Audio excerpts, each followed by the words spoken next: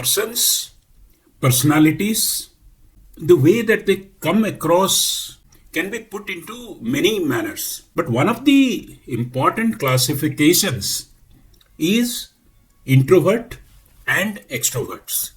These are two contrasting personalities, how individuals tend to interact to gain energy for themselves is equally important as their ability to provide energy and provide context to their social environment. The management schools and the communication gurus always teach the tricks of extroversion because extroversion is considered the panacea of getting ahead in life.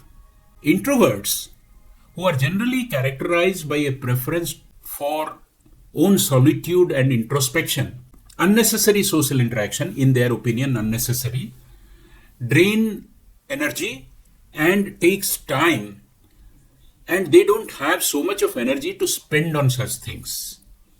They generally enjoy quieter activities like reading, like writing, engaging in hobbies which are unique to themselves. They do not have many friends. They think quite a lot before speaking. And in a group setting, we find them in a corner or talking to just one or two persons or quietly taking their meal and getting away. As compared to that, extroverts are outgoing, just taking the lead in starting a conversation. Who is better? As I mentioned just now, extroverts is often this sought after because it is supposed that extroverts are able to articulate, able to express, able to absorb, able to communicate, able to build teams, and introverts are no good at anything.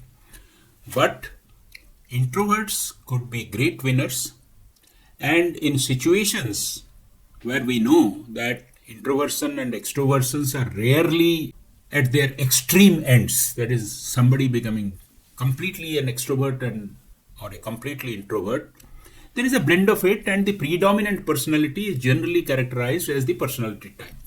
The latest research points out that introverts, if you are one of them, and scientific data points that introverts are 1/3 of the total personality. That is, for every two extroverts or people who express themselves, people who socialize, people who are outgoing, there is one person who is onto himself. So is there no space for the introverts? It is against the truth. In fact, introverts are a better lot in many of the activities.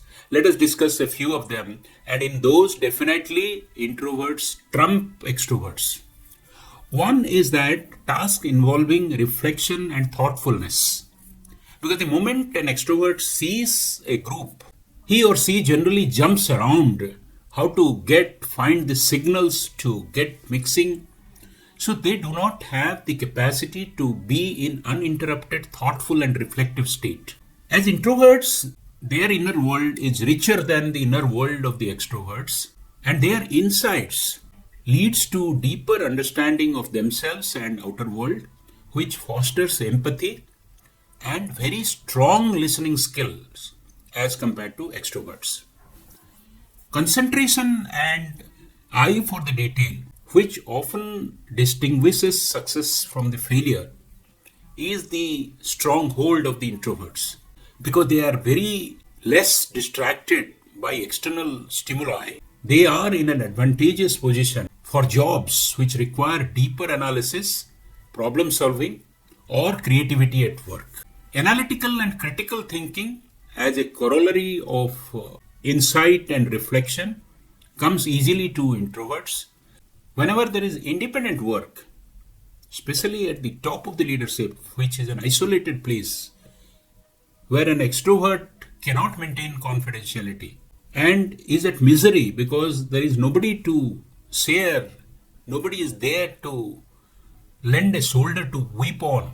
In those independent situations, introverts are definitely better because they can creatively analyze themselves. They are habituated to be in a reflective mode as often as is necessary, and they can work in an autonomous manner.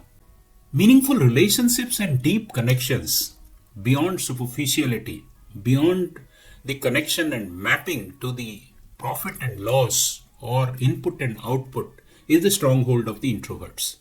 They listen attentively, care and value relationships much more than the extroverts.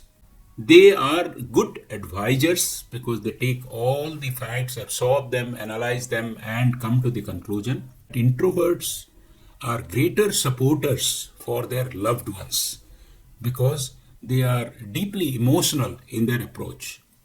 As we importantly recognize that introversion could be a strength in many areas, for leaders and many of the leaders in my listener group, they must not be swayed by the swagger and the articulation of the extroverts.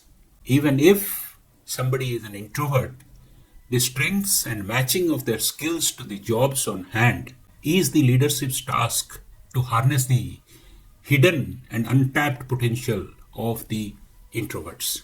Extroverts who have climbed up the leadership also recognize that introversion is a complementing characteristic which once in a while they must practice to have creativity, to have innovation, to have collaboration, to have spiritual level, to deal with situations which may come unwantingly.